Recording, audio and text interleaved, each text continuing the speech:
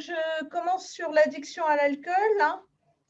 Donc, on va faire à peu près 1h30 sur l'addiction à l'alcool et puis la même chose sur l'héroïne. D'abord sur le diagnostic.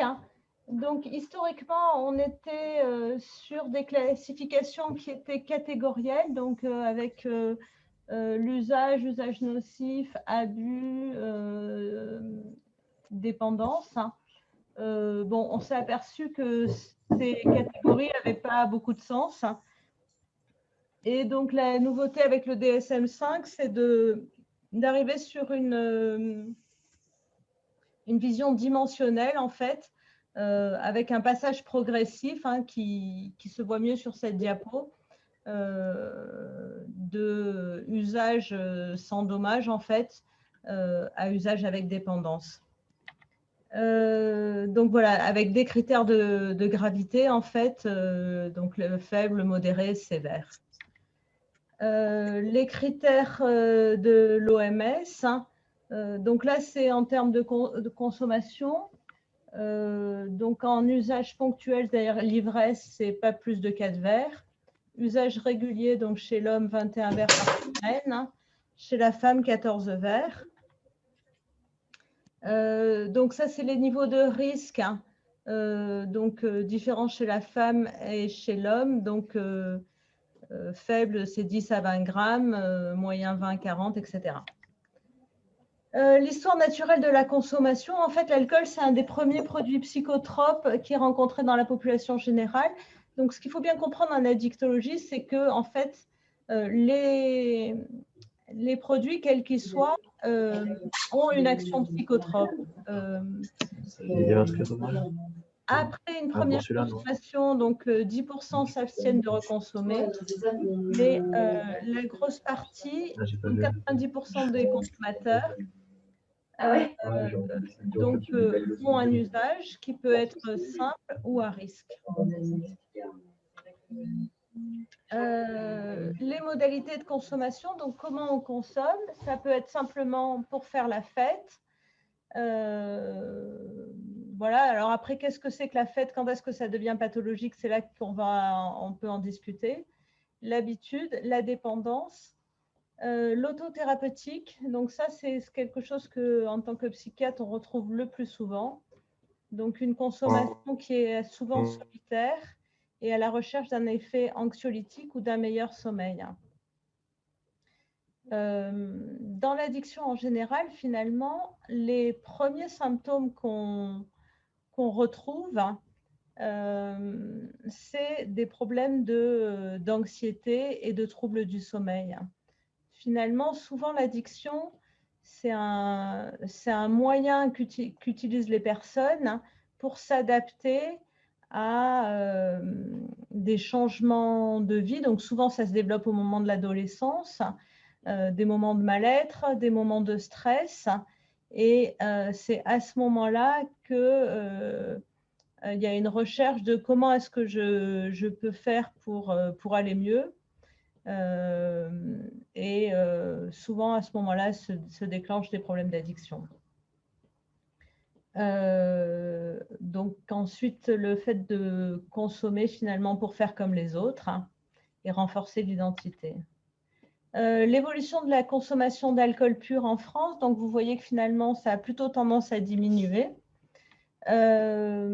Avec un problème qui est le problème qu'on rencontre le plus souvent, en fait, ce qui est la consommation de bière. Parce que souvent, la consommation de bière, c'est là qu'on a des problèmes d'addiction. C'est souvent banalisé, c'est-à-dire que la bière, finalement, pour beaucoup de gens, c'est pas de l'alcool. Et donc, les personnes ont du mal, finalement, à repérer qu'il y a un problème d'addiction quand ils consomment de la bière. À la fois les personnes elles-mêmes, mais aussi leur entourage. Autant quand les gens consomment du pastis, du whisky, etc., ils sont vite repérés comme des gens qui ont des soucis avec l'alcool. Autant quand il s'agit de vin ou de bière, on a plutôt l'impression que c'est normal, alors que finalement, chez les gens qui ont une consommation problématique, c'est souvent du vin ou de la bière. L'épidémiologie, donc là, cette diapo, juste pour vous montrer que finalement, on voit qu'il y a simplement, donc la courbe monte, hein, et on voit que quand on prend par le bas, les 10% qui sont en bas entre 90 et 100 sont les 10% de la population qui consomment à eux seuls 60% finalement de l'alcool qui est consommé. Hein, donc ces 10%-là sont des gens qui ont une consommation très importante, avec souvent des problèmes de dépendance, en tout cas avec des problèmes liés à l'alcool. Ensuite, on a 65% des gens qui consomment finalement que 10% de la consommation d'alcool. Donc ceux-là sont des gens qui n'ont pas de problème avec l'alcool. Et puis, entre les 65 et les 90, c'est des gens qui ont une consommation qui commence à être problématique. Donc là, l'épidémiologie, donc la consommation, ça concerne davantage les hommes que les femmes. Hein. Les ivresses maximales, c'est entre 15 et 25 ans, et le risque de dépendance, c'est plutôt entre 45 et 54 ans. Donc 15% des hommes et 3% des femmes auraient une consommation à risque chronique ou une dépendance. Voilà.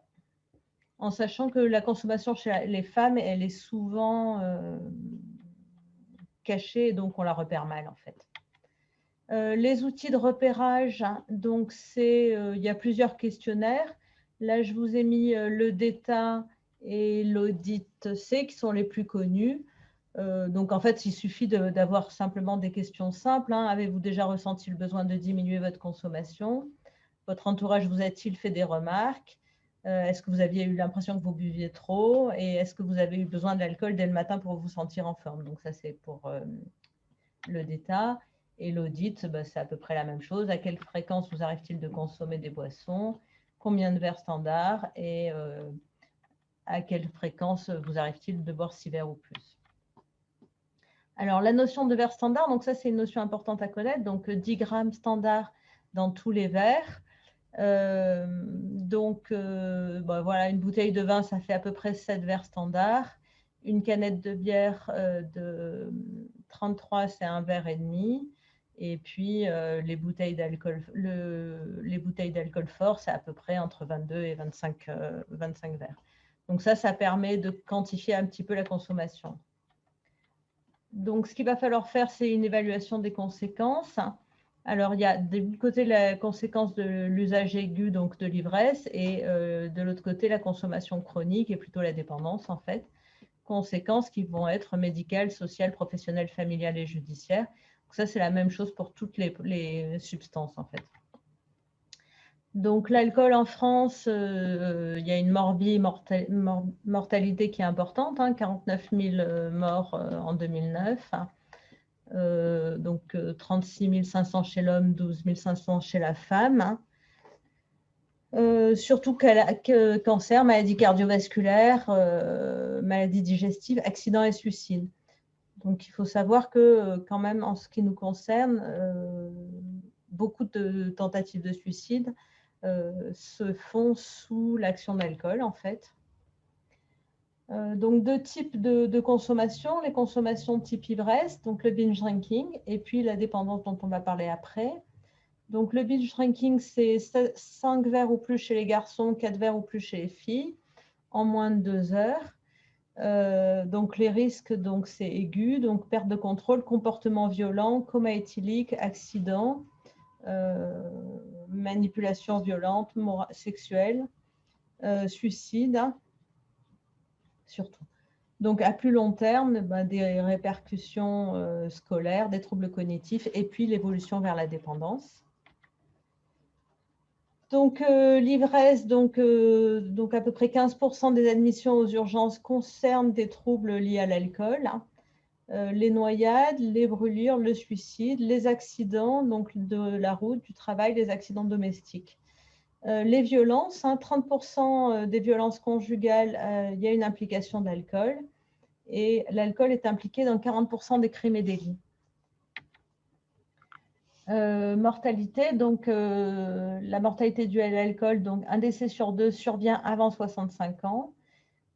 Donc c'est dans la tranche 35-65 ans que cette surmortalité est la plus élevée.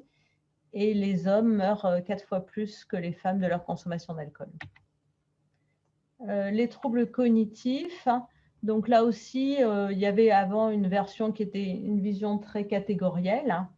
En réalité, là, on s'oriente de plus en plus aussi sur une vision qui est dimensionnelle, en fait, avec des petits troubles cognitifs au début et puis une sévérité de ces troubles qui va aller en s'aggravant. Donc, 50 à 80% des patients alcoolodépendants présentent une altération des fonctions cognitives. Ces troubles, ils peuvent récupérer en totalité ou en partie, sauf dans le syndrome de Korsakoff, en fait, qui est le stade un peu ultime. Voilà. Les complications chroniques, donc les cancers, donc en fait, ça favorise à peu près tous les cancers. Les maladies cardiovasculaires, les maladies alcooliques du foie, les atteintes neurologiques, donc les troubles cognitifs, le traitement de ces troubles cognitifs, en premier, c'est l'arrêt de l'alcool, en fait. Le deuxième traitement, c'est donner de la vitamine B1. Le problème de la vitamine B1, c'est qu'elle est très mal absorbée par voie orale. Donc, les préconisations, c'est généralement de les donner à forte dose et en IV. Le MOCA, c'est un test diagnostique qui a été développé spécifiquement sur l'alcool. Donc, les complications neurologiques en dehors des troubles cognitifs, il y a l'épilepsie et les polynévrites et névrites optiques rétrobiliaires. Les comorbidités psychiatriques, donc ça, c'est ce qui nous intéresse le plus en tant que psychiatre. Elles sont très fréquentes. Plus d'un tiers des sujets au cours de leur vie. Et elles vont dans les deux sens, en fait. Quand on a une comorbidité psychiatrique, c'est souvent associé à un mésusage d'alcool qui va lui-même aggraver la pathologie psychiatrique. Les troubles anxio-dépressifs, alors ils sont le plus souvent secondaires à l'alcoolisation, mais ils peuvent être primaires, en fait. Donc, il faut essayer de voir ce qui a commencé de l'anxio-dépression ou des consommations d'alcool. C'est assez souvent compliqué d'imaginer. Certains troubles de la personnalité et les troubles bipolaires sont associés à un risque élevé de troubles de l'usage de l'alcool. Le bilan paraclinique qu'il va falloir faire, donc l'évaluation globale biopsychosociale, les modalités de consommation. Donc là, je reprends un peu tout ce que je vous ai dit auparavant. Rechercher les autoquestionnaires, l'écodépendance et ou les pathologies associées. Dans les pathologies associées, ce qu'il faut rechercher, c'est en fait tous les autres problèmes addictologiques, et en particulier la consommation de tabac, les troubles du comportement alimentaire, le jeu, qu'on a souvent tendance à ne pas rechercher. Ce qui est important aussi de rechercher, c'est les troubles du sommeil qui sont très importants chez les patients qui ont des problèmes d'addiction. Ensuite, essayer de voir si c'est un alcoolisme primaire ou secondaire.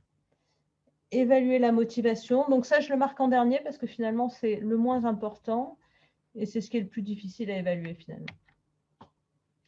Le bilan paraclinique, donc un bilan biologique de base. L'électrocardiogramme, l'échographie hépatique. Les marqueurs de l'alcool, donc il y en a 4, CDT, gamma-GT, ASAT, ALAT et VGM. En fait, ça fait 5. Les CDT étant le plus spécifique, ils ont une demi-vie de 15 jours. C'est ce qui est le plus souvent regardé quand il y a des problèmes judiciaires. Les gamma-GT, ça a une bonne sensibilité, mais il y a beaucoup de faux positifs.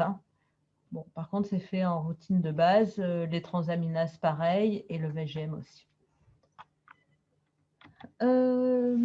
Donc ensuite, le bilan des comorbidités. Donc psychiatrique, dont on en a déjà parlé, et après, bien sûr, toutes les atteintes qui peuvent être secondaires à la consommation d'alcool. Donc voilà. Le stade du changement. Bon, donc ça, c'est important pour savoir en fait quelle est la stratégie qu'on va mettre en place. La typologie des patients. Donc, est-ce que c'est des gens qui ont eu un début précoce, des symptômes chroniques, une forte prédisposition biologique en fait, des gens qui ont plutôt des symptômes thymiques et qui finalement c'est plutôt des problèmes d'alcool secondaires, les problématiques différentes chez le sujet âgé et chez l'adolescent. Au niveau de la prise en charge, donc, il va falloir définir avec les patients les objectifs et la stratégie. Le plus important, en fait, c'est que ce doit être le patient qui définit l'objectif et la stratégie. Il n'y a pas de solution miracle ni de solution universelle. Les solutions, elles doivent être adaptées au cas par cas. Et pour que ça fonctionne, il faut vraiment que ce soit la solution qui soit préconisée par le patient lui-même. Alors par contre, c'est à nous de lui proposer les différentes possibilités. En fait, ça peut être soit une réduction de la consommation quotidienne, soit des périodes limitées d'abstinence, un sevrage total. Voilà, ça va dépendre aussi du type d'usage, des pathologies associées, du stade motivationnel.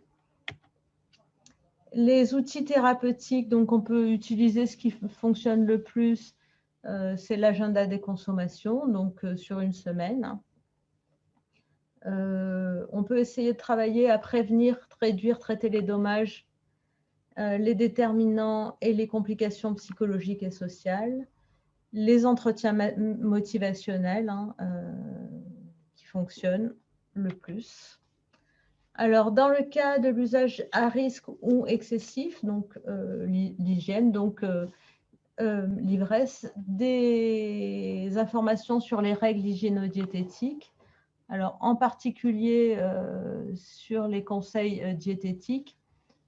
Donc, essayer de faire en sorte que les gens, s'ils consomment beaucoup de l'alcool, ne consomment pas à jeun, puisque là, on va avoir une augmentation de l'effet d'alcool. Qui consomment pas mal d'eau, en plus de l'alcool. Informer le patient et l'entourage sur les risques en aigu et en chronique, recommander les seuils de prudence, des stratégies pour réduire la consommation. Alors, donc ce qu'on peut proposer, donc boire une boisson non alcoolisée entre chaque boisson, manger avant de consommer, utiliser des tests d'alcoolémie, surveiller son verre, choisir une personne qui ne boit pas et connaître les principes de prise en charge en cas d'ivresse, parce qu'il y a beaucoup de gens qui ont des idées fausses du genre si on boit du café, ça va diminuer le taux d'alcool, manger des bonbons, se balancer d'un pied sur l'autre, enfin bon, bref.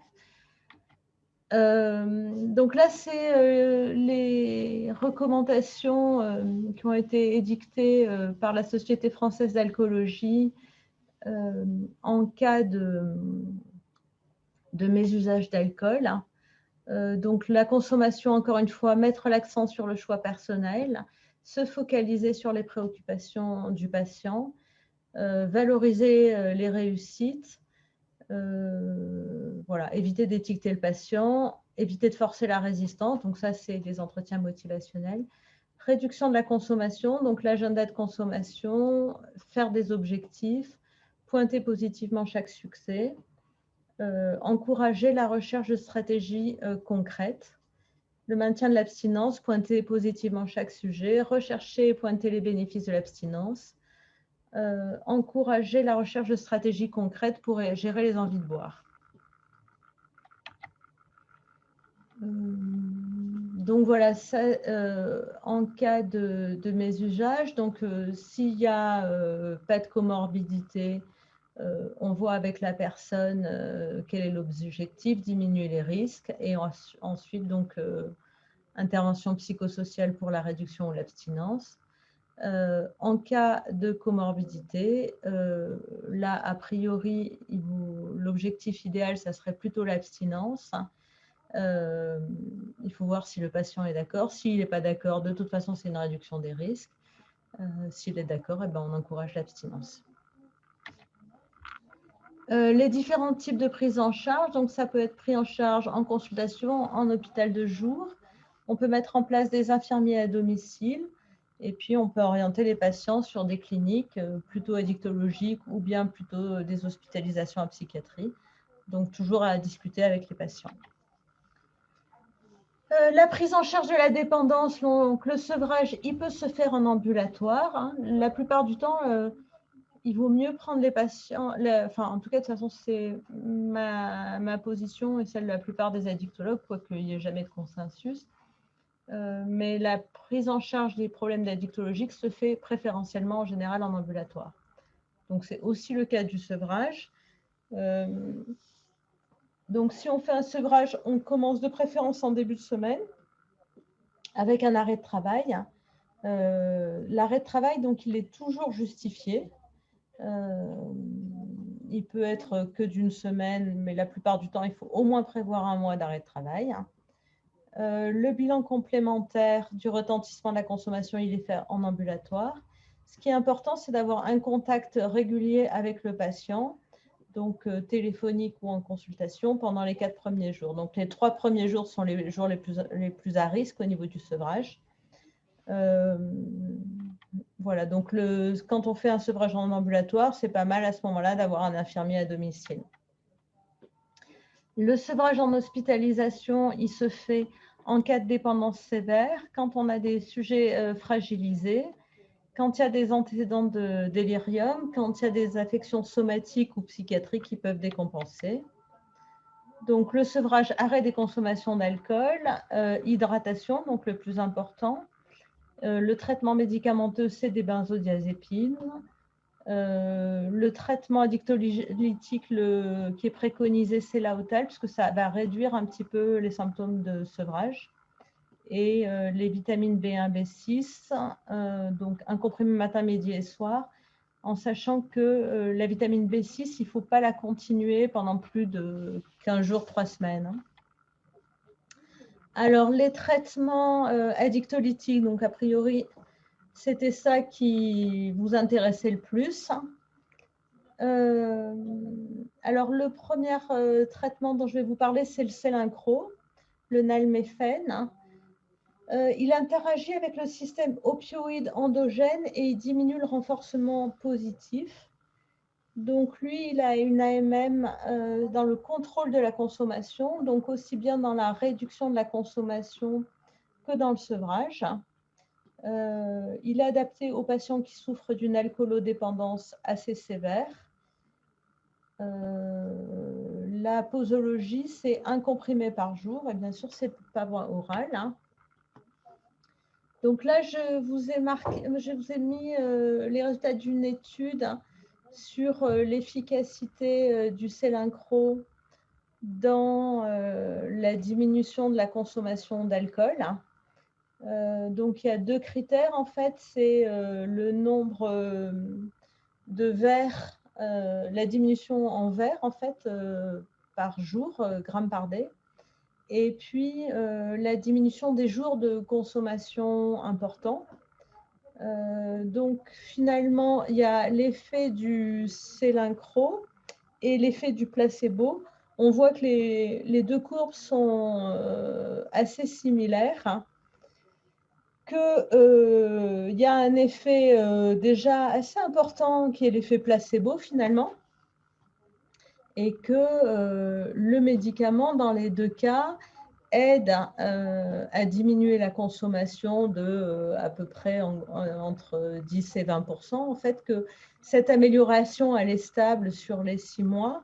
Voilà. Mais après, c'est une aide hein, et c'est la même chose pour tous les traitements addictolytiques en réalité. C'est une aide, mais ce n'est pas un effet miracle. Hein. Donc là, si je vais vous en dire un petit peu plus que ce que j'ai marqué sur les diapos, le Selincro, il a très peu d'effets secondaires. Les effets secondaires, c'est plutôt des effets digestifs, en général à type de nausées, vomissements, qui passent généralement au bout de quelques jours. Voilà. Une seule vraie contre-indication, c'est de ne pas prendre de traitement opiacé et de ne pas prendre de traitement de substitution, hein, parce que comme c'est un antagoniste opiacé, si vous le prescrivez à quelqu'un qui est sous méthadone ou sous Subutex, vous allez induire en état de manque sévère, en fait. Voilà. Autrement, l'insuffisance rénale sévère, l'insuffisance hépatique sévère, mais c'est des précautions d'emploi plus qu'autre chose. Le deuxième traitement, comme traitement addictolytique, c'est l'Aotal.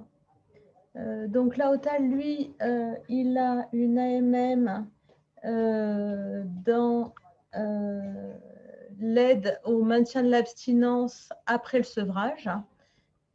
Cette AMM, donc, elle n'est pas dans le contrôle de la consommation. Ça ne veut pas dire que ce n'est pas utile dans le contrôle de la consommation. C'est juste que le laboratoire n'a pas demandé l'AMM dans cette indication-là.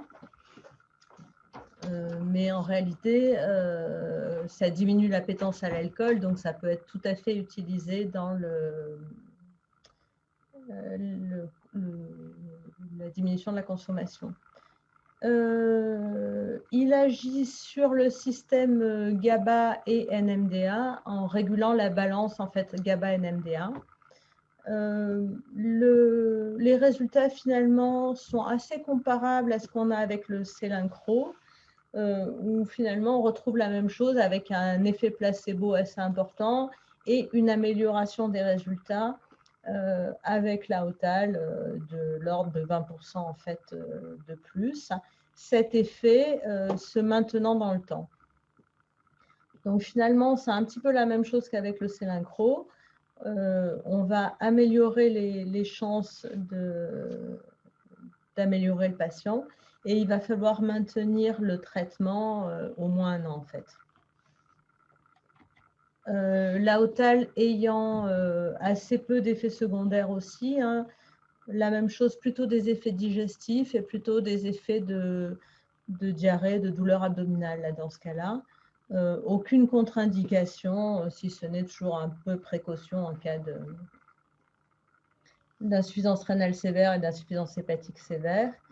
La posologie de l'Aotal, c'est 6 comprimés par jour, 2 matins, 2 midi, 2 soirs, chez les gens qui font plus de 60 kg, et 4 comprimés par jour si les personnes font moins de 50 kg.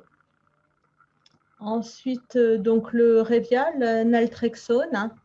Donc la naltrexone, c'est un petit peu la même chose que le Selincro. C'est un antagoniste opiacé, oui, c'est ça.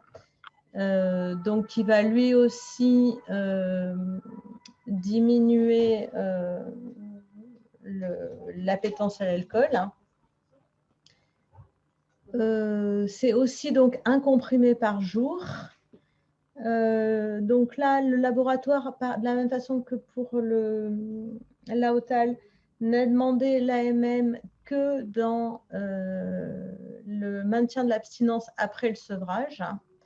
Donc là, la préconisation du laboratoire, c'est 1 comprimé par jour pendant 3 mois.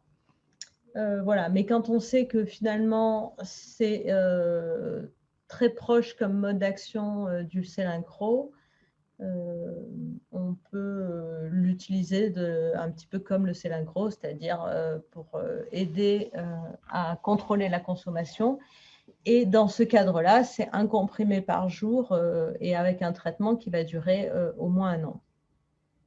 Les mêmes contre-indications qu'avec le Selincro, donc surtout ne pas le prescrire chez des gens qui prennent des opiacés, donc que ce soit de l'héroïne, les traitements de substitution et les traitements antalgiques aussi, hein, dont je ne vous ai pas parlé, en particulier le tramadol, là, dont on entend pas mal parler, mais aussi la codéine, etc. L'Espéral. Donc, l'Espéral, c'est un vieux médicament qui est pratiquement plus prescrit. C'est le seul qui ait un effet antabuse.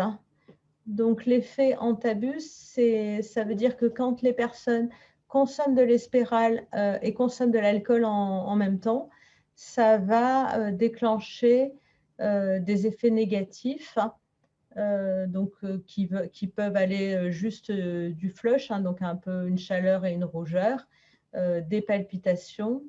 Et en fait, ça a entraîné des complications sévères avec des tachycardies, des troubles du rythme cardiaque. Ça a pu même aller jusqu'au décès de certains patients. C'est pour ça que c'est très peu utilisé finalement. Ça n'a aucun effet sur les compulsions, donc ça ne diminue pas du tout l'envie de consommer de l'alcool. En fait, ça agit comme un gendarme, c'est-à-dire que les gens savent que s'ils mélangent les deux, ils seront très mal, et c'est par ce biais-là que ça diminue les consommations. Voilà. Mais après, du coup, il y a des gens qui ne le prennent pas et qui prennent de l'alcool, et puis il y a un risque que les gens fassent n'importe quoi et se retrouvent avec des problèmes de palpitations et de troubles du rythme cardiaque. Voilà, ça a aussi, là, pour pas mal d'effets secondaires, des polynévrites des névrites oculaires, pas mal de contre-indications, l'allergie au nickel en particulier, des troubles hépatiques.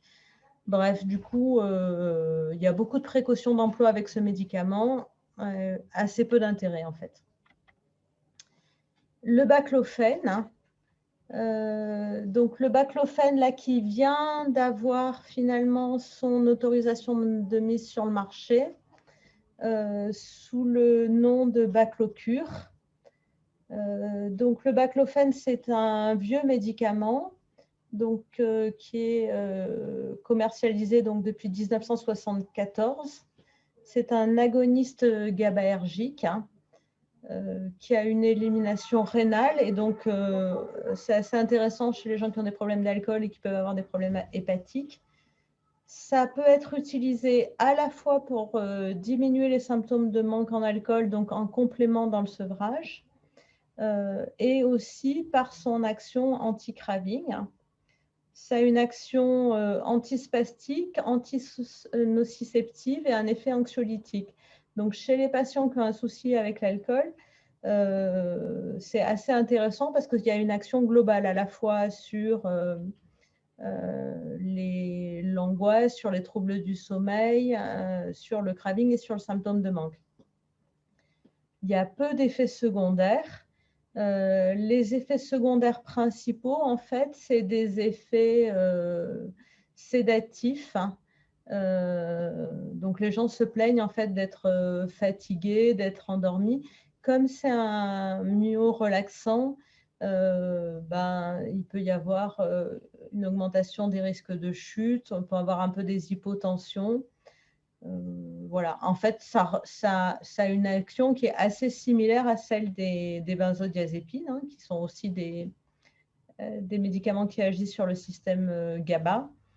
La différence essentielle avec les benzodiazépines, c'est qu'a priori, il n'y a pas eu de cas décrit de dépendance au baclofène, avec des gens qui soient obligés d'augmenter les doses pour avoir le même effet. Par contre, la problématique du baclofène, en fait, c'est justement la question de la dose. C'est un médicament qui a suscité beaucoup de réactions idéologiques. C'est un médicament qui a été au départ finalement promu par un médecin français, mais qui travaillait aux États-Unis, qui était Olivier Amezen, qui était un cardiologue. Et ce médecin était aussi alcoolique. Et donc, il a eu un très long parcours avec l'alcool. Il a essayé à peu près tous les traitements qui existaient à l'époque. Travaillant aux États-Unis, la prise en charge aux États-Unis est un petit peu différente de ce qui se fait en France, parce que souvent les prises en charge en addictologie sont des prises en charge assez idéologiques. La prise en charge aux États-Unis, elle est marquée en fait par l'idéologie des alcooliques anonymes, et qui est une idéologie qui est assez sous-tendue par des options religieuses en fait de type protestante, hein. Voilà, avec bon bref, la seule chose qui pour eux doit fonctionner, c'est l'abstinence et le sevrage, hein. Donc aux États-Unis, il y a très peu de choses sur le contrôle de la consommation. Alors qu'en France, donc probablement du fait de notre histoire avec l'alcool, on a pas mal promu le contrôle de la consommation et la réduction des risques.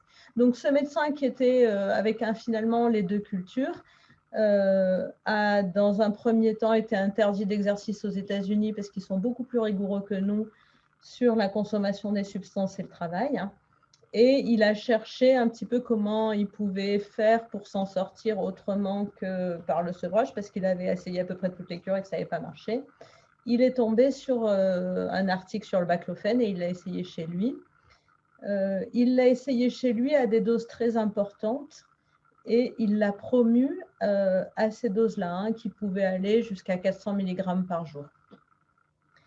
Bon, donc à ce moment-là, il y a eu toute une bataille idéologique en France sur le baclofène, avec des associations d'usagers qui réclamaient à corps et à cri le baclofène à des doses importantes. Une partie des addictologues qui réclamaient des études scientifiques, une partie des addictologues qui avaient des positions très idéologiques en réclamant des doses un petit peu importantes sans franchement faire d'études assez rigoureuses. Bref, au bout de quelques temps, la sécurité sociale s'en est mêlée. Ils ont fait une étude sur l'intérêt du baclofène chez les patients alcooliques avec la base de données de ce qu'ils avaient. Au bout du compte, toutes les études ont montré finalement un intérêt du baclofène relativement moyen, en tout cas relativement comparable finalement à ce que font tous les autres traitements addictolytiques. Par contre, ce qui semble, c'est qu'il faut adapter la dose aux patients. Il y a des gens qui répondent à des doses faibles. Il y a des gens chez qui il faut monter des doses importantes sans qu'on sache vraiment quel type de patient il faut pour monter les doses et quels patients doivent avoir des doses faibles. De mon expérience personnelle, je dirais que souvent, chez les personnes chez qui utilisent l'alcool comme anxiolytique en rentrant dans le cadre de dépression, c'est souvent des doses plus faibles. Chez les patients qui ont des alcoolisations sévères, avec une dépendance sévère depuis longtemps, c'est souvent des doses plus fortes. Mais bon, c'est vraiment adapté au cas par cas. L'AMM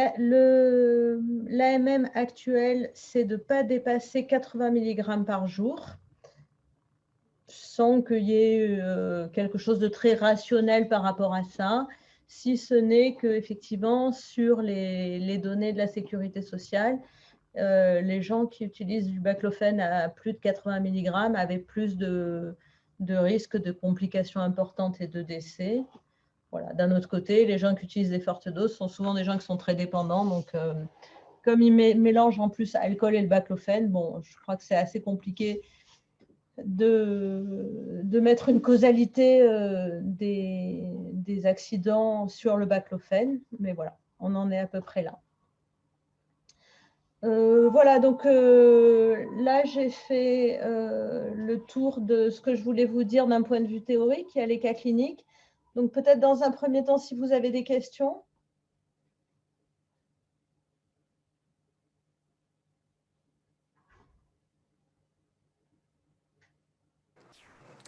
J'en avais une, effectivement. Vous, du coup, dans votre pratique, vous préférez utiliser lesquelles? Alors, moi, dans ma pratique, donc moi, j'interviens souvent chez des patients qui ont déjà été vus 40 fois. Donc, j'ai une orientation un peu biaisée, c'est-à-dire que de toute façon, la première chose que je fais, c'est déjà, j'essaye de voir ce qu'ils ont eu en première intention, enfin, ce qu'ils ont déjà utilisé. S'il y a un médicament qui a déjà été actif chez eux avec peu d'effets secondaires, eh ben, je le réutilise. S'ils ont pas eu s'ils ont eu des effets secondaires avec un, ben, je passe sur l'autre. Voilà. En première intention, moi, personnellement, je crois plus à la réduction de la consommation qu'au sevrage. Donc, généralement, je commence par un traitement qui va avoir pour objectif de réduire la consommation, donc souvent du Sélincro, puisqu'en fait, c'est le premier qui a une indication, qui a une AMM dans cette indication-là. Voilà, mais en fait, c'est vraiment en fonction de ce qu'ils ont eu avant. Logiquement, le premier à essayer, c'est le Sélincro. Si les gens n'ont jamais eu aucun traitement, donc je dirais d'abord le Sélincro. Si ça ne marche pas, essayez l'Aotal. S'il y a des effets secondaires un peu importants avec le Sélincro, mais que c'est efficace, à ce moment-là, plutôt le Revia. Le Revia, c'est un espèce de Sélincro light, en fait. Voilà. En deuxième intention, si ces médicaments n'ont pas fonctionné, le baclofène. Et puis, l'espéral, j'ai dû l'utiliser 4 fois dans ma vie. Et puis ensuite, c'est des associations de médicaments. Donc, alors, le baclofène et l'Aotal peuvent être associés parce qu'en en fait, il y a une action synergique des deux. Et ensuite, on peut faire associer, par exemple, le Revia et l'Aotal, le Revia et le baclofène, parce qu'à ce moment-là, on va marcher un petit peu sur deux types d'actions différentes, à la fois sur le système opioïde et sur le système GABAergique. Voilà, ça vous paraît clair? Oui, merci.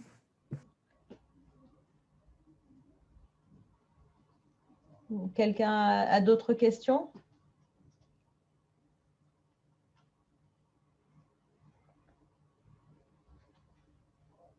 Oui, moi j'ai une question.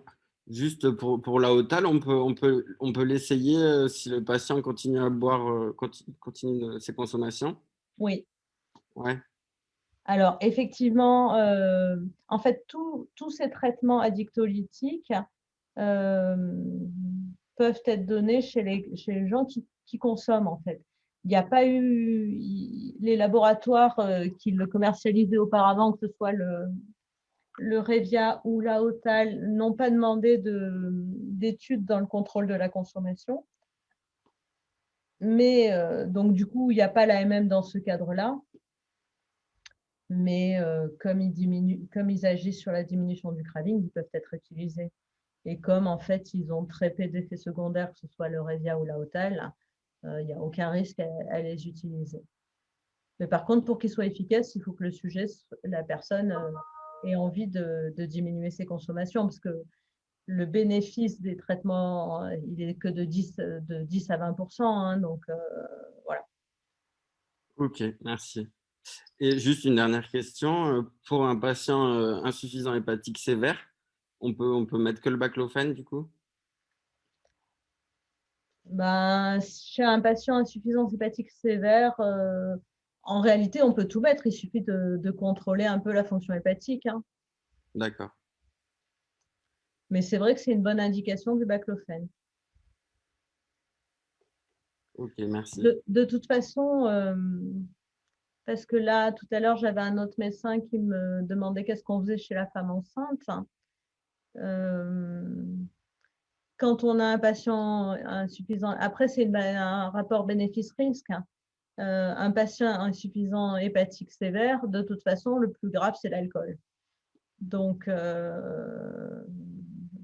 voilà, même si on a un risque d'aggraver un petit peu, si on diminue sa consommation d'alcool, on aura toujours un effet positif, quoi. Et c'est donc chez la femme enceinte, c'est aussi quelque chose qui peut arriver. Il n'y a pas eu d'études chez les femmes enceintes, bien sûr. Du coup, tous les médicaments, ils vous disent que il faut faire une évaluation du rapport bénéfice-risque.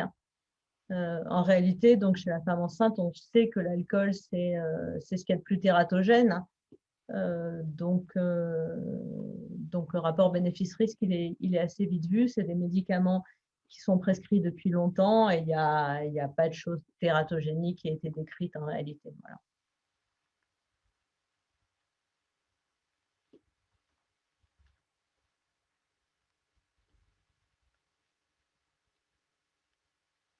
Vous avez d'autres questions?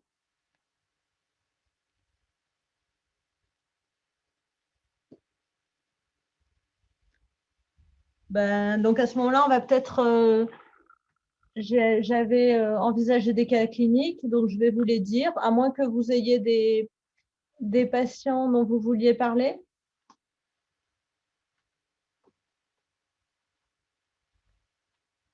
Bon. Donc, le premier cas clinique, c'est Monsieur X, 30 ans, cadre moyen, célibataire. Lors de l'entretien, il évoque des consommations d'alcool quotidiennes dans un but festif et de désinhibition, sans notion de binge drinking. Donc, 5 verres de whisky par jour, donc 50 grammes par jour. Il met en avant une recherche de plaisir, un rôle social de l'alcool. Le motif de sa consultation, c'est de réduire sa consommation parce qu'il pense qu'elle est trop importante. Donc, en première intention, quel traitement médicamenteux envisageriez-vous de l'aider pour diminuer sa consommation? Et quels sont les avantages et les inconvénients de chaque molécule? Donc, bon, quelqu'un a envie d'en parler?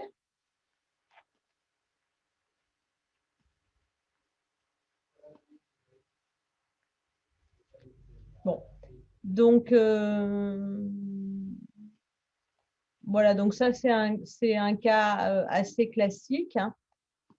Donc de quelqu'un qui a une consommation qui est quand même relativement importante, hein, et qui est assez banalisée par la personne, hein, donc où il va dire que bon, c'est pas vraiment important, mais qu'il aimerait bien diminuer quand même, hein.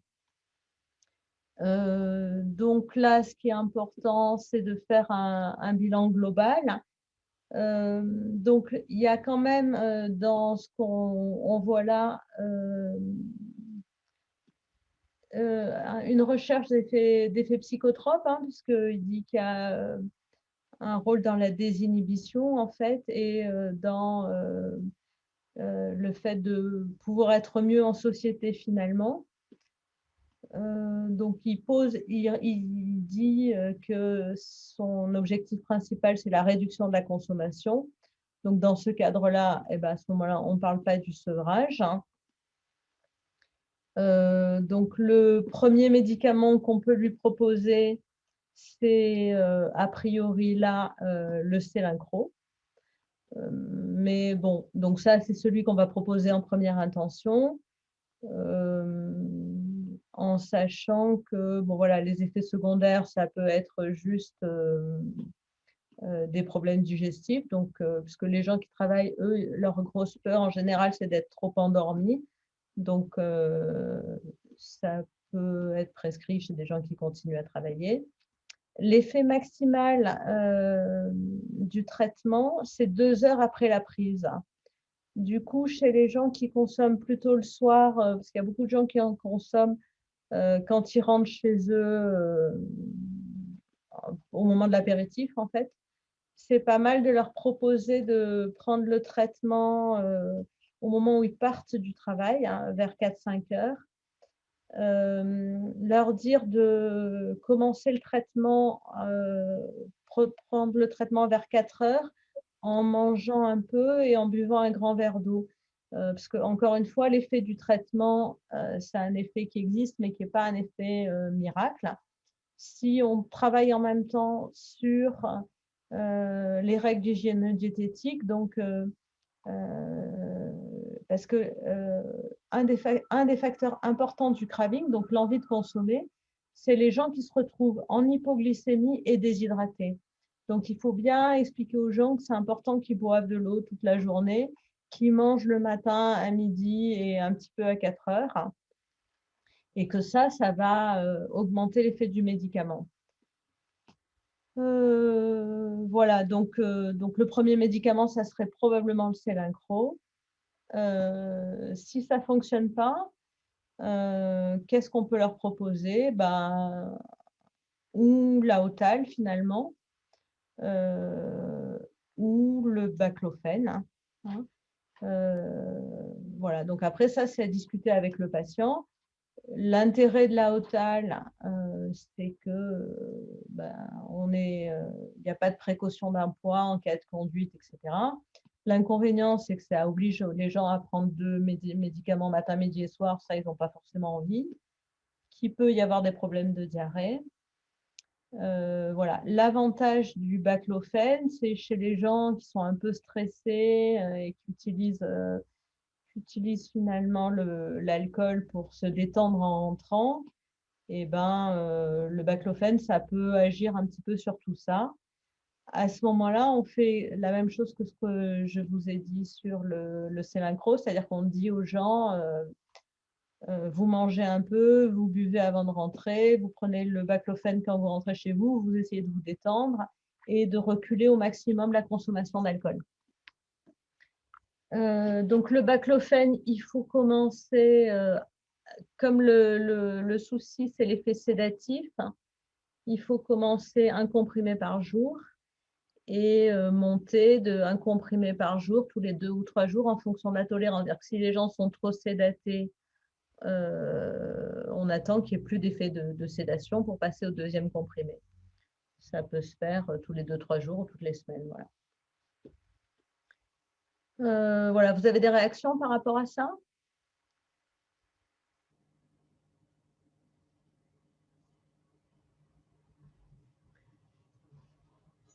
Bon, eh ben, on va essayer de discuter du cas clinique numéro 2. Donc, Madame Y, 55 ans, 1m62, donc 51 kilos, mariée, secrétaire de direction, avec une consommation d'alcool quotidienne le soir en rentrant à son domicile, qui a déjà eu un traitement par Aotal qui a été débuté par son médecin traitant, donc depuis 3 mois, donc 2 comprimés matin, 2 comprimés midi et 2 comprimés le soir. À l'entretien, elle refuse toute idée d'hospitalisation pour une cure de sevrage en raison de son travail et de sa famille. Elle est réticente à l'idée d'être abstinente. Sa consommation, c'était 2 bouteilles de rosé par jour.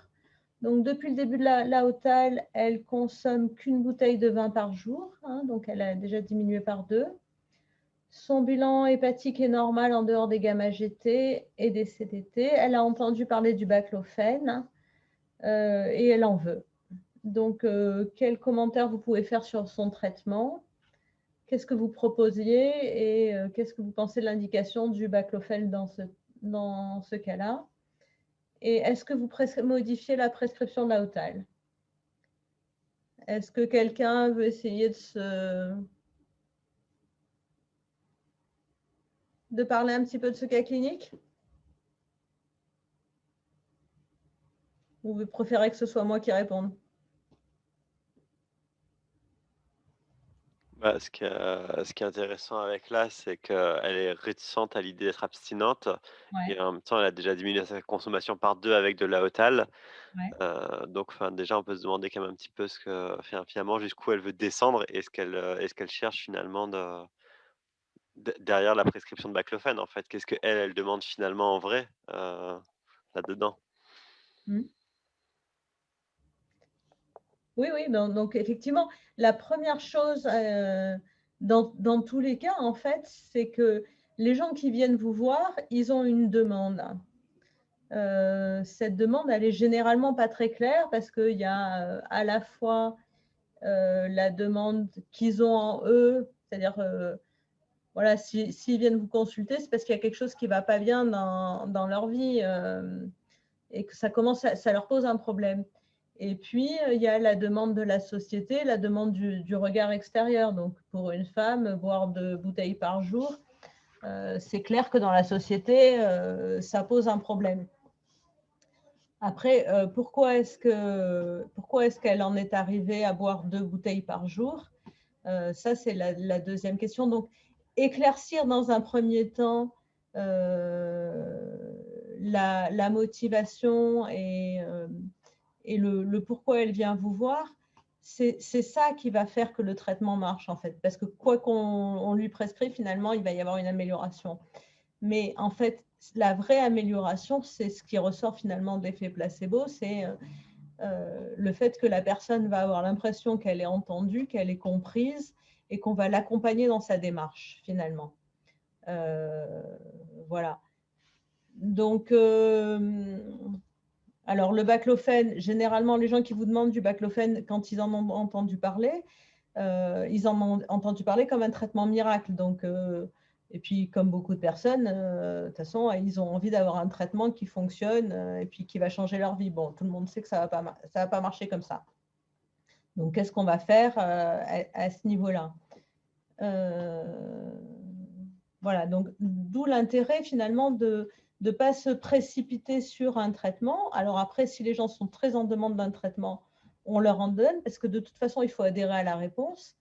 Mais nous, il faut avoir dans l'idée que finalement, c'est toujours un cas compliqué, même quand ça a l'air simple, et que le plus important, c'est d'adhérer, de se comprendre entre le patient et le thérapeute. Et ça demande généralement du temps. Quelqu'un a une autre...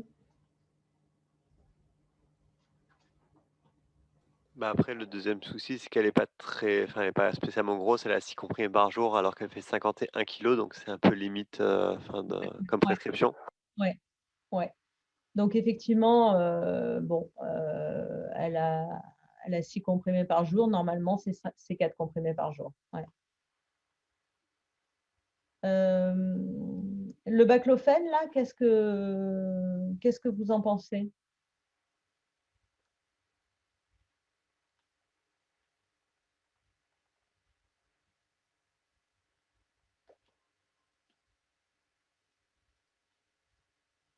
Est-ce que vous lui prescririez?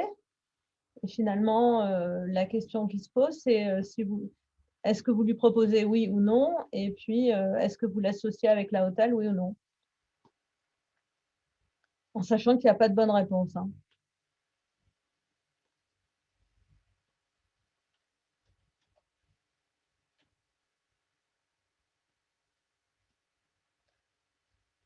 Bon, maintenant, je vais vous donner mon avis. Donc, la Hotal, effectivement, on est dans une prescription à 6 comprimés par jour. Normalement, elle devrait en avoir que 4. Est-ce qu'on le poursuit? Moi, je dirais oui. Parce que finalement, elle a quand même diminué par 2 sa consommation depuis qu'elle le prend. Alors, est-ce que c'est dû à la Hotal en lui-même? Est-ce que c'est dû à un effet placebo? Ça, personne ne peut le savoir. Donc, la question reste ouverte. En tout cas, elle a déjà diminué sa consommation. Donc, a priori, il n'y a pas d'indication de l'arrêter, surtout que c'est un médicament qui, si elle le tolère bien, qui n'a pas d'effet secondaire au long cours. Donc, personnellement, je le continuerai. Et finalement, je le continuerai si ça ne la gêne pas à cette dose-là. Ce que je ferai quand même, c'est que je vérifierai bien avec elle, parce que souvent, les gens, on leur prescrit 6 comprimés, mais ils n'en prennent que 3. Donc, finalement, elle a peut-être une prescription à 6 et finalement, elle n'en prend peut-être que 3. Elle veut du baclofène. Donc, moi, je lui prescrirai du baclofène parce que c'est sa demande déjà en premier. Et deuxièmement, parce que elle consomme le soir finalement dans un but un peu anxiolytique et que c'est un petit peu le mode d'action du baclofène. Donc moi, ce que je lui proposerais probablement, c'est de continuer la Otal et d'essayer de rajouter du baclofène à la dose de 1 comprimé par jour en fin de journée. Voilà. Le deuxième chose qu'il faudrait explorer, c'est de savoir si elle n'a pas un syndrome dépressif sous-jacent, un burn-out. Donc, discuter avec elle d'un arrêt de travail et discuter avec elle de savoir si finalement il ne faut pas mettre en place un traitement, enfin, s'il n'y a pas un état dépressif qui pourrait justifier d'un traitement antidépresseur ou d'un traitement anxiolytique de type Effexor aussi. Donc, ça veut dire de faire le bilan finalement des comorbidités psychiatriques qui sont très fréquentes. Voilà. Après, là, quand on a ce type de problème, c'est est-ce que, en imaginant qu'elle a un syndrome dépressif associé, est-ce qu'on prescrit en même temps un traitement antidépresseur et on prend en charge les deux dans un premier temps, ou on commence par le traitement addictolytique et on voit un petit peu, en sachant que l'alcool, c'est une substance qui est dépressogène. Donc, la consommation d'alcool chronique au long cours, elle-même induit un état dépressif. Donc, si elle est déprimée, on peut peut-être imaginer que la diminution de la consommation va améliorer l'état dépressif. Donc ça, c'est à discuter avec la patiente.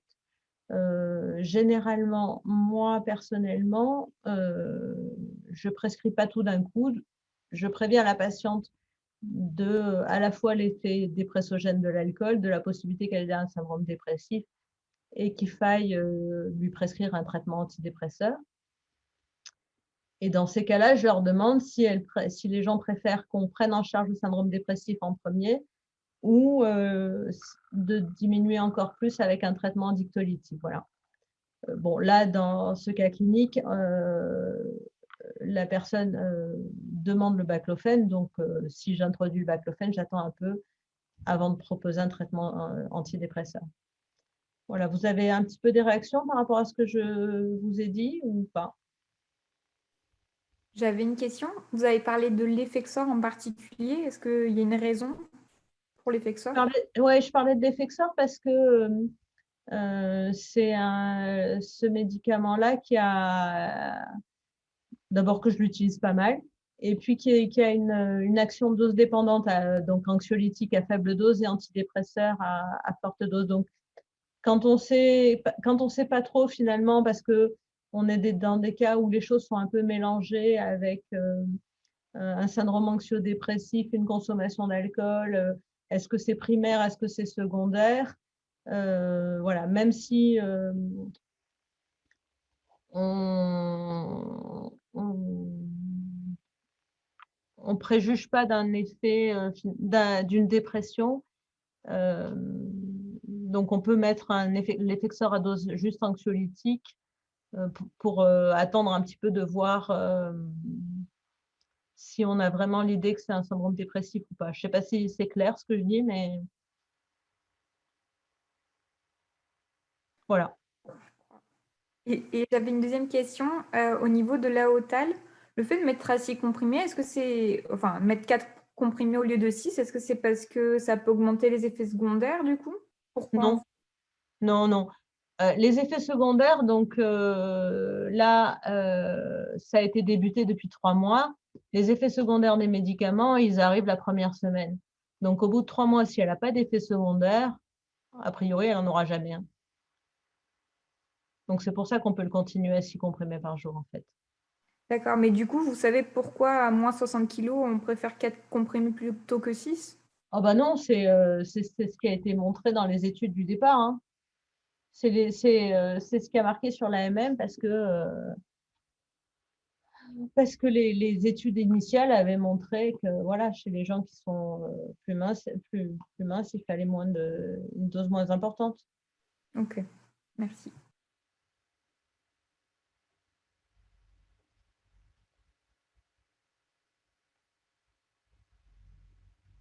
Bon, il y a d'autres réactions par rapport à ça?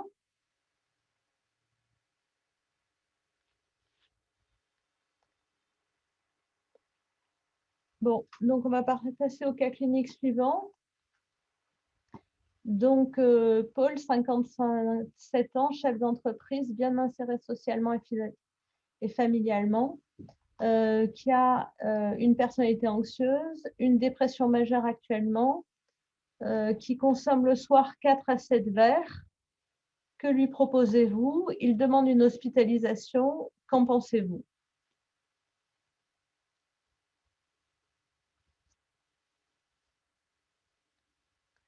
Quelqu'un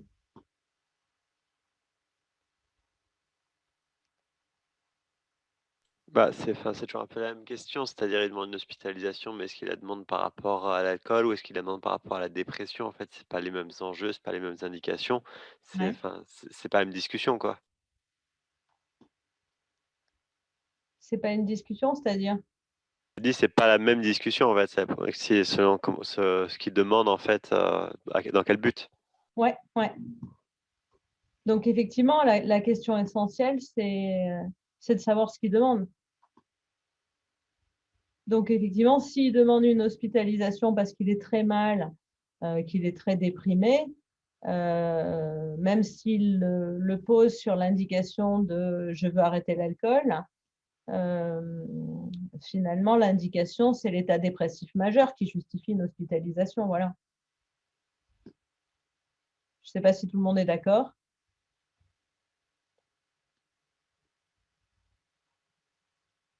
Parce que ça, finalement, c'est une question qui historiquement posait beaucoup de problèmes, hein, parce que finalement, c'est la question du diagnostic. Donc, historiquement, on avait, il y a toujours des gens qui ont cette vision-là, mais une vision très catégorielle des problèmes, c'est-à-dire que où les gens avaient un problème d'addiction, où les gens avaient un problème psychiatrique.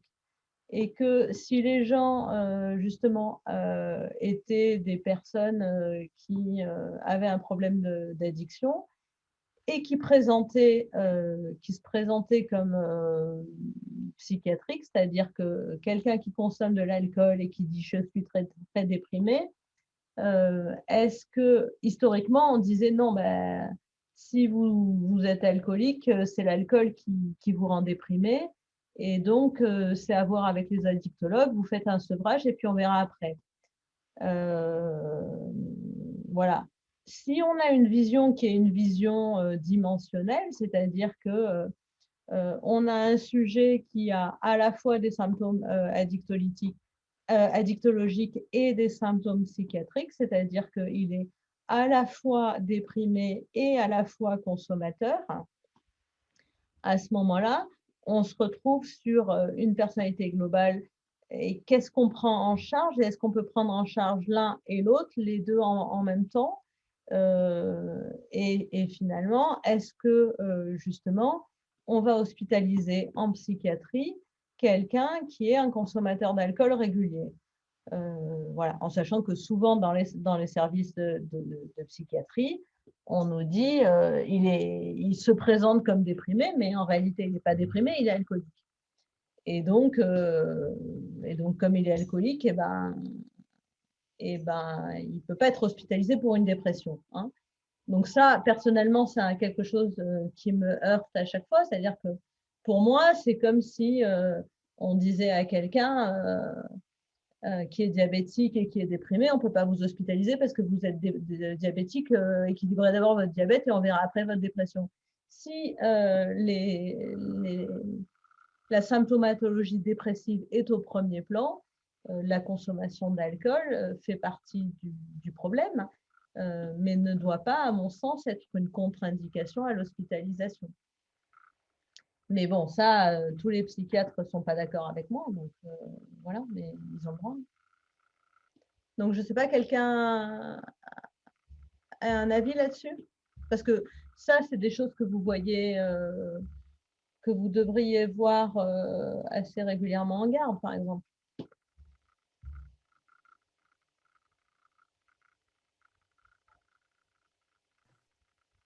En tout cas, à titre de remarque, c'est vrai, ce qui est compliqué, c'est que dans les hospitalisations, la consommation d'alcool, elle est souvent interdite. Tout à fait. Du coup, c'est compliqué d'hospitaliser quelqu'un qui a une consommation d'alcool, quoi. Oui, c'est ça. Donc, la situation, elle est compliquée parce que, alors c'est vrai que c'est aussi pour ça que moi, je pense que c'est important d'essayer de travailler au maximum en ambulatoire, peut-être plus sur des hôpitaux de jour, voilà. Ça pose plusieurs problèmes. Donc, effectivement, au sein de l'hôpital psychiatrique, la consommation d'alcool est interdite, mais par exemple, en hôpital général, la consommation d'alcool n'est pas interdite. Et dans les services de gastro, par exemple, pour éviter que les gens soient endettés, en délirium très mince, on leur file de l'alcool. Donc, pourquoi est-ce que la consommation d'alcool est interdite à l'hôpital psychiatrique? C'est encore un autre sujet, mais bon.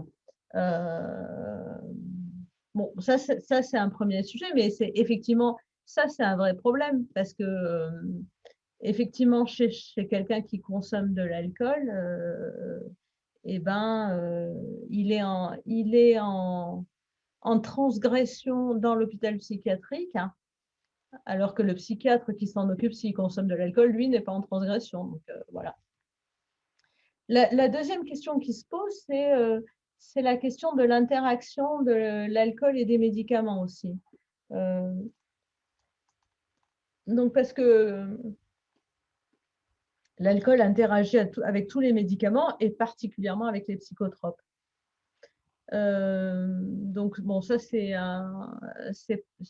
n'a rien à voir avec ce cas-là. Enfin, ce n'est pas spécifique de ce cas-là, mais les préconisations de l'OMS, c'est les recommandations de pas plus de 3 verres chez l'homme et 2 verres chez la femme, c'est chez les personnes qui n'ont pas de comorbidité. Mais chez les personnes qui ont des comorbidités, et en particulier des comorbidités psychiatriques et en particulier des traitements psychotropes, l'alcool est contre-indiqué avec tous ces traitements-là. Donc, qu'est-ce qu'on fait chez nos patients qui ont des traitements psychotropes? Bon, on peut dire, alors à un moment donné, les patients qui sortaient de toutes les cliniques psychiatriques, il y avait marqué en dessous ne consommez pas d'alcool avec vos médicaments. Donc ça, c'est se décharger assez facilement du problème, hein. Mais bon, voilà, on sait qu'il y a des médicaments qui interagissent beaucoup avec l'alcool, d'autres moins. Donc, je crois que c'est important d'en parler avec les patients et essentiellement d'éviter le mélange alcool-benzodiazépine parce que c'est ce mélange-là qui est à l'origine des accidents et des problèmes d'agressivité. Voilà.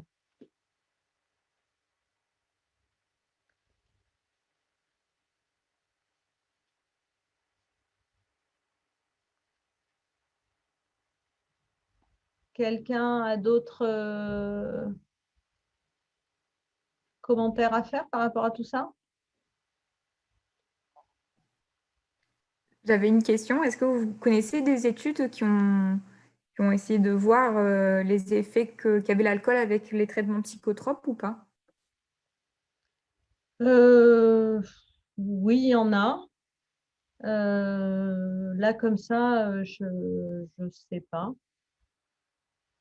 Mais ce qui pose vraiment problème, c'est l'association alcool-benzodiazépine. Et dans tous les, ce qui était ressorti essentiellement, c'était que dans les cas d'agression, de viol, d'agressivité, etc., c'est le mélange alcool-benzodiazépine qui favorise le passage à l'acte des violences, quoi. Donc, c'est vraiment ça, et c'est aussi ça qui est retrouvé dans les tentatives de suicide. Voilà. C'est ça que je peux vous dire. Mais après, quelles sont les références des études, ça, je les ai vues passer, ces études, mais je ne les ai pas retenues. Ça marche, merci. Mais c'est un sujet assez important quand même, hein. Si quelqu'un a envie de se pencher dessus, je pense qu'il y a de quoi écrire.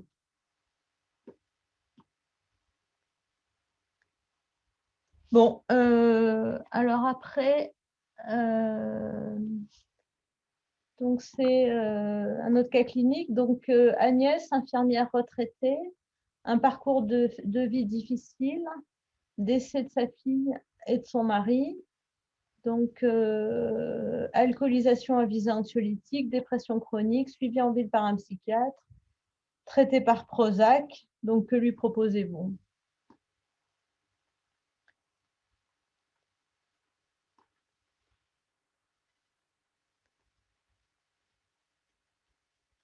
Bon, voilà, de toute façon, tous ces cas cliniques, c'est un petit peu la même chose. C'est l'association entre le trouble anxio-dépressif et la consommation d'alcool, qui est quand même extrêmement fréquente.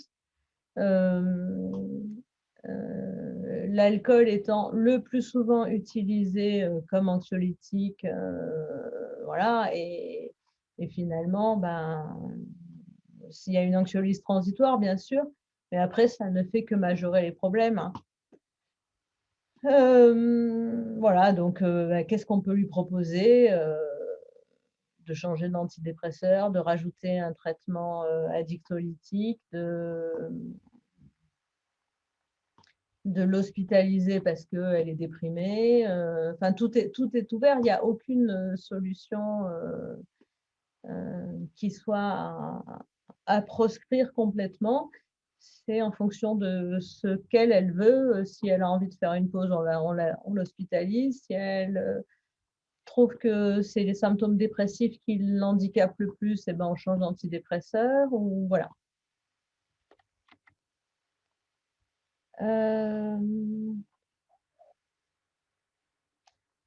Donc, ensuite, donc Daniel, 55 ans, vit seul en invalidité, depuis 80 pour une dépression résistante.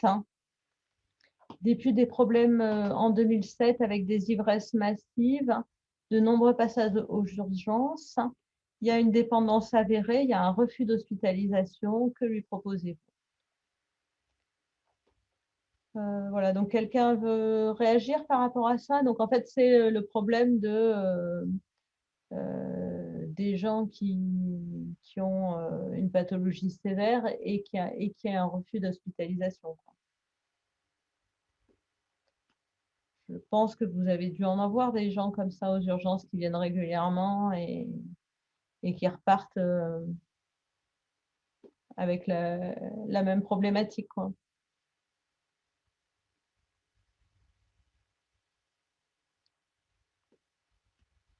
Et est-ce qu'on les hospitalise contre leur volonté ou pas? Non, moi, je les ai jamais hospitalisés contre leur volonté. En fait, en général, on essaye plus de rebrancher sur un suivi addicto en ambulatoire parce que de toute façon, enfin, l'hospitaliser contre sa volonté, en vrai, pour le bénéfice que ça va avoir, même si elle arrête de boire en hospitalisation, finalement, dès qu'elle va sortir, ça n'aura pas forcément beaucoup Ouais, d'intérêt. Il y a très peu de chances que ça tienne, quoi. exactement. Ouais, ouais. Donc, a priori, il n'y a aucune indication d'hospitaliser des gens contre leur volonté pour un problème d'alcool. Donc, voilà. Après, effectivement, il faut essayer d'avoir une alliance thérapeutique. Donc, ça peut se faire en addicto, ça peut se faire en psychiatrie. Voilà. Mais a priori, l'hospitalisation, il n'y a pas d'indication. Ouais.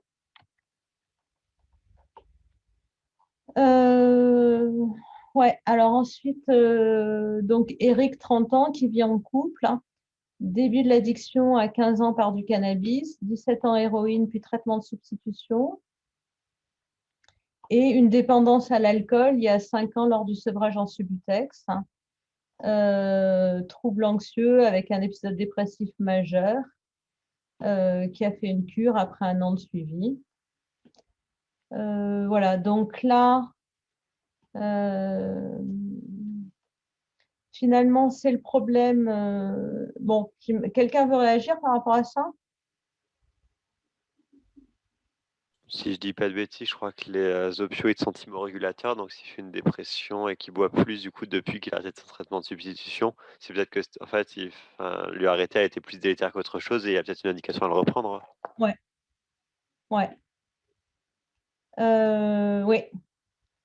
Donc, en fait, oui. Donc là, ce qu'il y a dans ce cas clinique, ce qu'on voit, et finalement, c'est ce qu'on devrait essayer de rechercher le plus souvent possible, c'est que l'addiction à une substance, finalement, là, je vous ai parlé de l'addiction à l'alcool, comme si on avait des gens qui étaient que addicts à l'alcool. Mais généralement, il y a toujours une polyaddiction, en fait.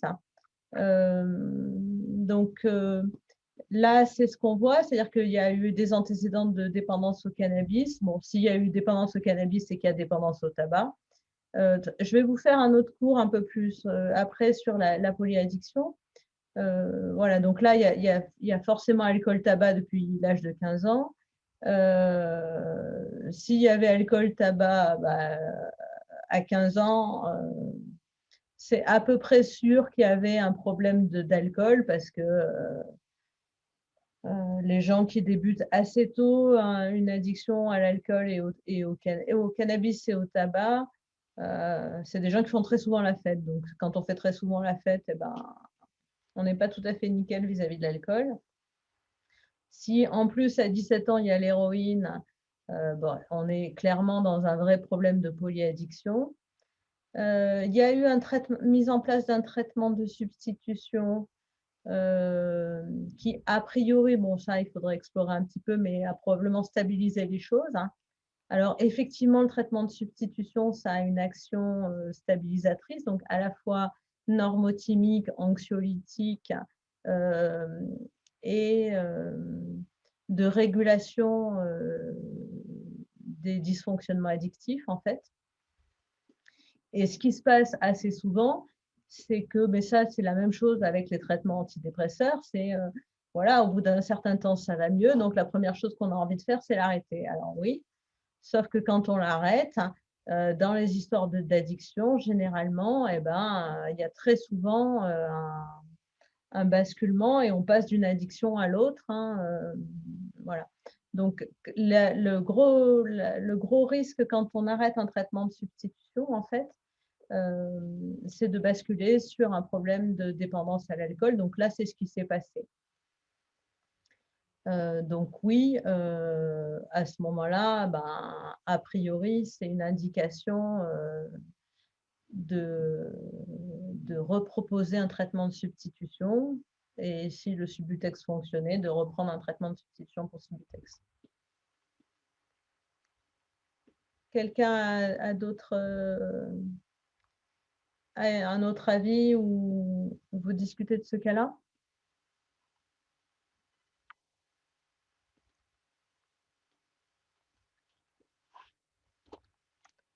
Ok. Alors, ensuite, donc, Antoine, 18 ans, dépendant d'alcool depuis 1 an, consomme car s'ennuie. Donc, problème de pathologie psychiatrique primaire, point d'interrogation, dépression, est-ce que c'est une mode d'entrée dans la psychose? Il est au stade contemplatif, donc, qu'en pensez-vous?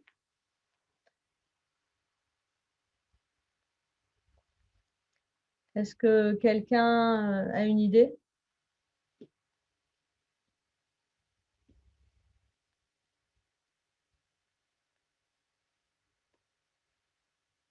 On peut réagir par rapport à ça? Le problème, c'est que sans aucune notion sur combien il consomme, c'est dur de voir en fait si finalement ce qui apparaît peut-être comme une dépression en mode d'entraîner à la psychose, c'est une cause ou une conséquence des alcoolisations en fait. Ouais. Ouais. En fait, ce qui bon, de toute façon, là, les cas cliniques, bien évidemment, c'est moi qui les ai marqués et c'est des sujets que j'ai un peu rencontrés. En fait, j'ai fait juste des résumés brefs. pour susciter un peu la discussion. Là, quand on dit Antoine, 18 ans, qui est dépendant à l'alcool, hein, la dépendance à l'alcool, ce qu'il faut, on est à chaque fois sur des personnes qui sont différentes et qui doivent nous amener à réfléchir, en fait. Être dépendant à l'alcool à 18 ans, il y a un souci qui n'est pas qu'un souci d'addictologie. Normalement, la dépendance pour devenir dépendant de l'alcool, il faut consommer pendant plusieurs années régulièrement. Donc, je vous l'ai dit dans le PowerPoint, à 18 ans, on peut présenter des problèmes de binge drinking, mais même quelqu'un qui, à 18 ans, a des problèmes de binge drinking, ça doit faire se poser la question d'un trouble psychiatrique sous-jacent. Mais quelqu'un à 18 ans qui a une dépendance à l'alcool, moi, je dirais qu'à 90%, il a une chance d'avoir un vrai souci de psychiatrique. Parce qu'à 18 ans, on ne consomme pas de l'alcool régulièrement tous les jours. C'est qu'il y a un souci. Et c'est ça qu'il faut rechercher. Et voilà. Donc, s'il vous dit en plus qu'il consomme car il s'ennuie, à 18 ans, c'est pareil, on ne s'ennuie pas. Donc, il y a probablement une pathologie primaire psychiatrique. Hein. Et la consommation régulière de l'alcool à 18 ans, ça doit faire penser que c'est à but autothérapeutique et que c'est un signal d'alerte d'un mode d'entrée dans une pathologie psychiatrique probablement grave. Voilà, donc après,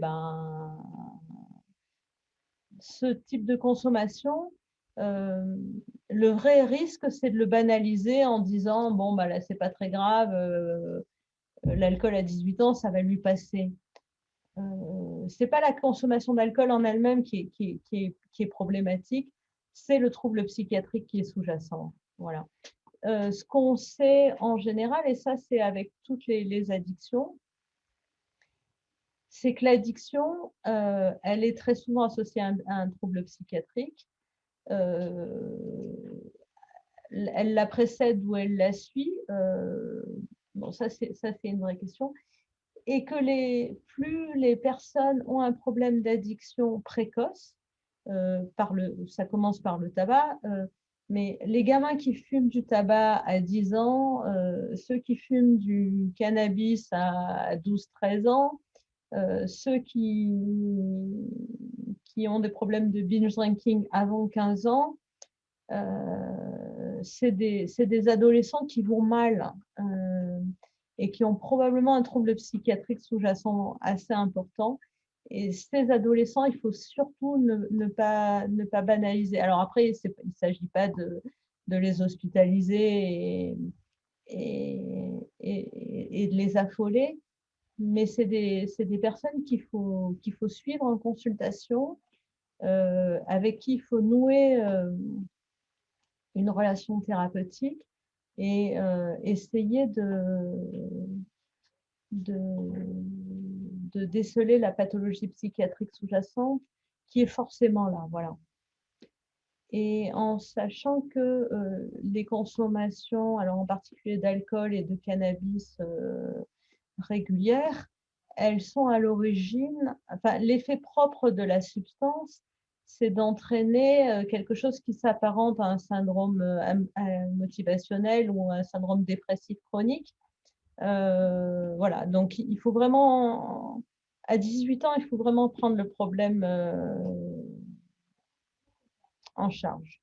Moi, je sais que quand j'ai commencé et que je voyais des jeunes comme ça et que j'étais par définition un peu jeune comme eux, je me disais que c'était normal, mais en fait, non, c'est pas normal, quoi.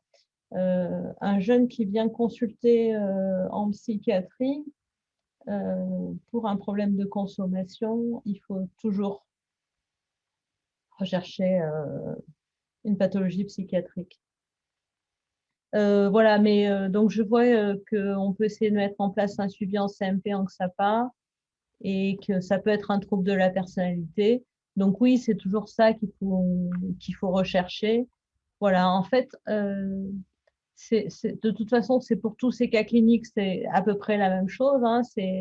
C'est d'essayer de toujours mettre en place au moins un traitement, un suivi en ambulatoire, et puis bah voilà, ou un traitement antidépresseur ou un traitement anxiolytique.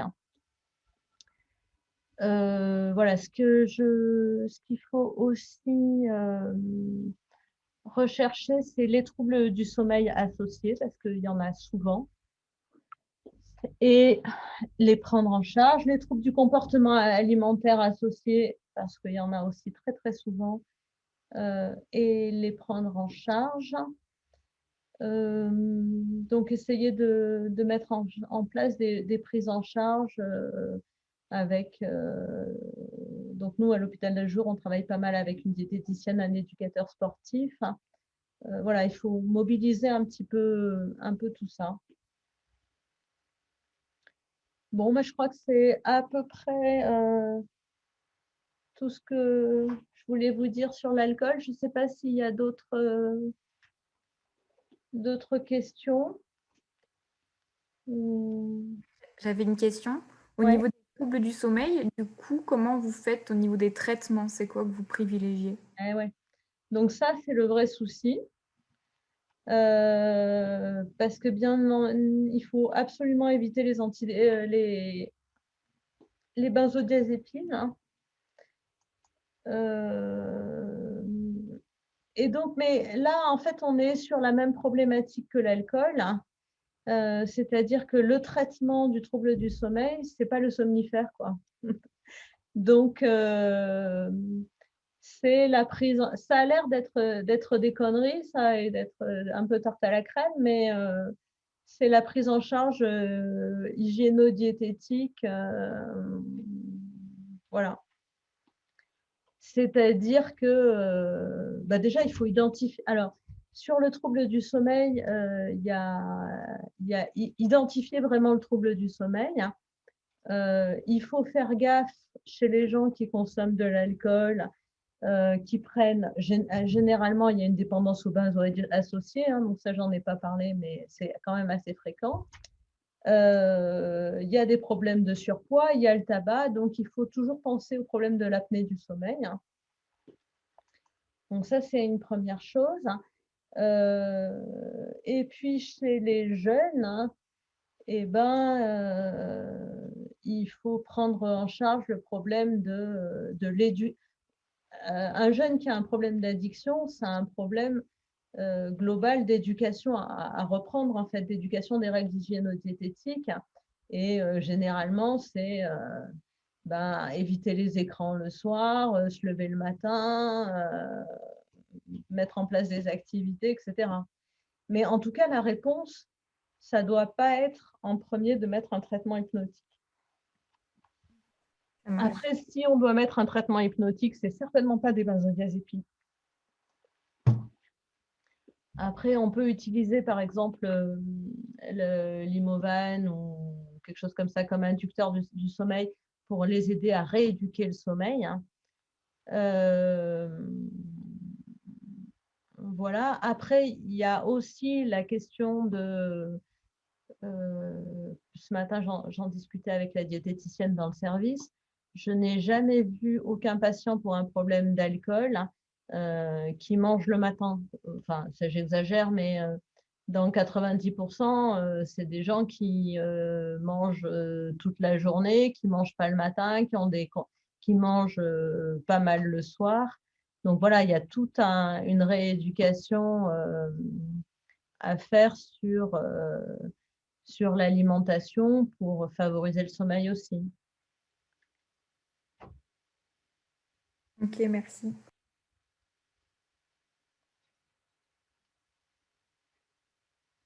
Quelqu'un a d'autres questions par rapport à ça?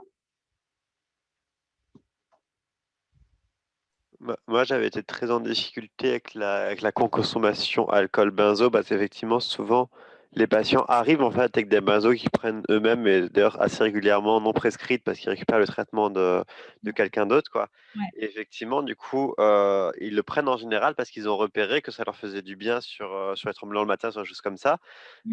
Sauf qu'à un moment, enfin, dans quelle limite on majore les benzos pour le sevrage en alcool, en fait? Bah oui, c'est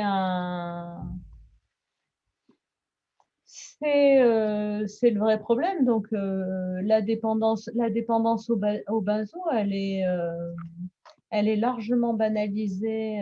Alors bon, maintenant on commence à en parler, mais ça fait que 10 ans. Moi, quand j'ai commencé psychiatrie, tout le monde filait des benzos tout le temps et on trouvait ça génial. Donc bon, là on se retrouve avec des patients qui sont sous benzo depuis longtemps. Et c'est des questions qui sont pas simples du tout. Donc effectivement, la benzo, ça va diminuer les signes de dépendance. Après, il vaut mieux être dépendant au benzo que faire un DT, quoi. Donc après, il y a toujours un rapport bénéfice-risque. Et ben là encore, c'est la prise en charge globale. Donc, c'est là que ça peut être intéressant de mettre un infirmier à domicile. C'est là que c'est généralement une indication de mettre en place un traitement anxiolytique qui ne soit pas une benzo. Donc là encore, hein, par exemple de l'Effexor ou bien un antidépresseur du genre Deroxate, par exemple, ou bien de l'Atarax, voire des neuroleptiques atypiques à dose faible. Voilà. Donc, il faut à la fois traiter l'anxiété de base et essayer de diminuer les consommations. C'est là qu'il faut aussi revenir encore sur cette histoire de boire de l'eau régulièrement, manger régulièrement, parce que, enfin, il y a des gens qui finalement font tellement n'importe quoi depuis tellement longtemps qu'ils ne repèrent pas qu'ils sont en hypoglycémie. Ils font des malaises hypoglycémiques qu'ils attribuent à des crises d'anxiété. C'est simplement une hypoglycémie, quoi. Donc ça, bah, c'est une prise en charge globale au long cours. Voilà.